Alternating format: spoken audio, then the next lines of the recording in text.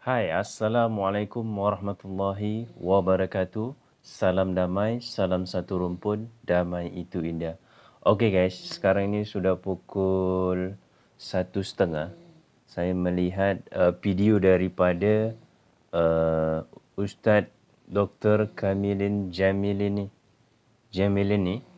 Dia mengklarifikasi lagi ada orang yang berkomen ya. Berkomen ini macam orang kata tak senonoh lah. Cakap pun dah macam tak ada akal, tak ada otak macam tu lah. Otak dah tak ada dah yang komen ni. Nauzubillah min zalik guys. Sanggup dia cakap macam tu guys. Sanggup dia cakap macam ni di atas ni. Macam ni ke manusia?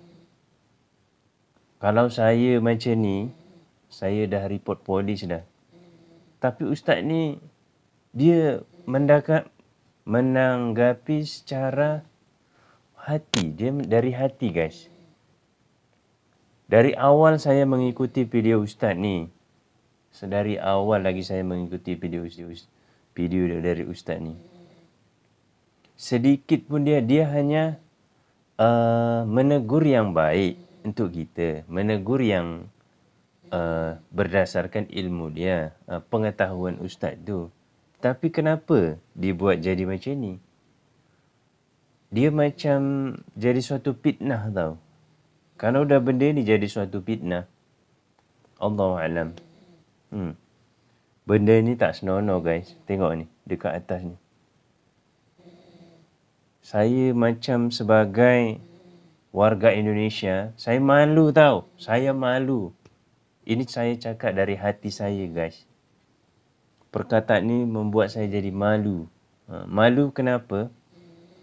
Iyalah sebab perkataan ini perkataan yang Allah benci. Perkataan yang Allah benci. Memang ilmu saya tak sampai macam tu. Ilmu saya tak sampai tinggi mana pun. Tapi saya ada akal. Saya ada hati. Menghargai. Ini ustaz kot. Ini ustaz. Ini orang yang dari sisi kebaikan kita harus, bukan saya nak support ustaz ni ke, nak muji ustaz ni. Dari perkataan lisan, Nabi Muhammad ajar kita lisan, perkataan, tahu tak? Dari perkataan ni, kalau apabila kata dah tak elok, ini dah masuk undang-undang guys. Ini udah boleh masuk undang-undang. Tengok ni perkataan ni. Ini perkataan yang Allah. Kalau saya report polis dah ni. Betul, saya report polis dah. Tapi ustaz ni, apa dia kata? Jom kita tengok video ustaz ni. Klarifikasi daripada ustaz ni. Kita tengok, jom. Sama-sama. Okey guys, jom kita tengok videonya. Daripada doktor ni. Dr. Kamilin Jamilin. Kita tengok dulu video dia. Kita resapi dulu. Jom, sama-sama. Terima kasih banyak-banyak saya ucapkan kepada semua sahabat-sahabat khususnya daripada Indonesia yang bagikan sokongan, yang bagi dorongan, yang bagi kata-kata yang baik, komen yang baik. Jazakumullahu khairan. Saya terharu membacanya. Walaupun sampai ke saat ini saya masih lagi terima banyak mesej-mesej yang mengecam saya dekat media dekat luar sana ataupun dekat saluran medsos peribadi, macam-macam mesej lah macam ni contohnya.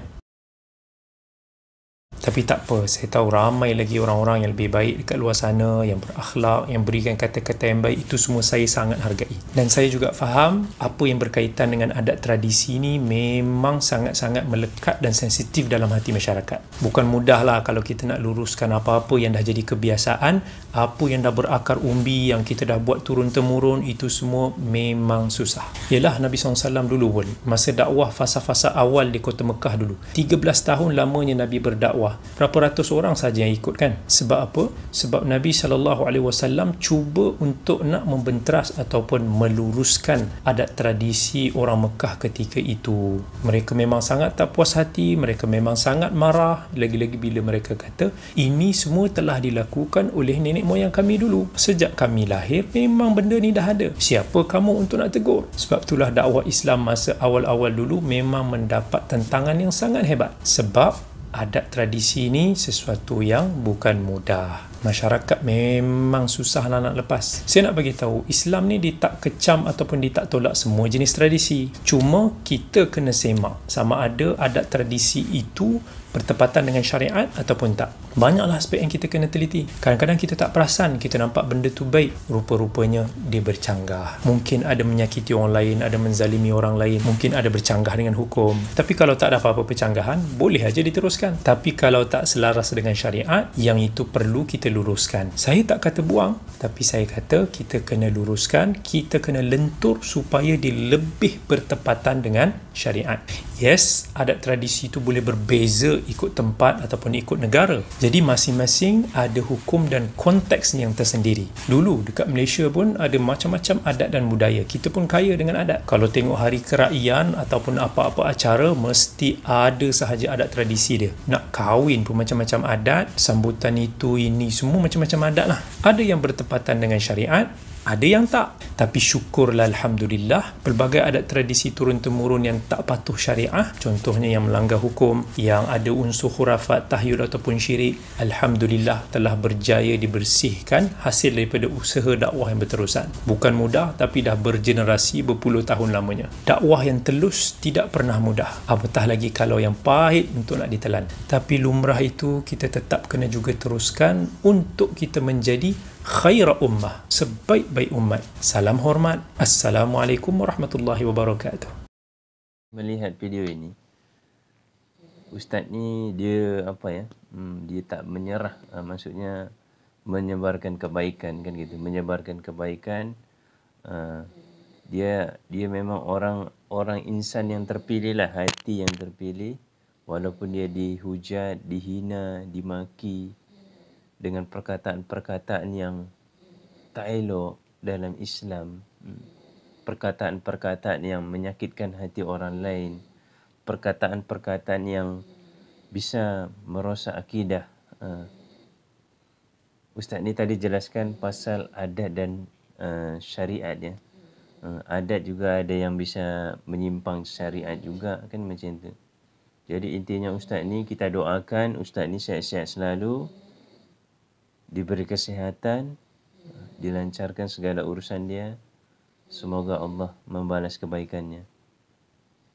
Okey, semoga yang komen tu akan dibalas Allah, ganjaran Allah Subhanahu wa taala. Amin amin ya rabbal alamin. Assalamualaikum warahmatullahi wabarakatuh.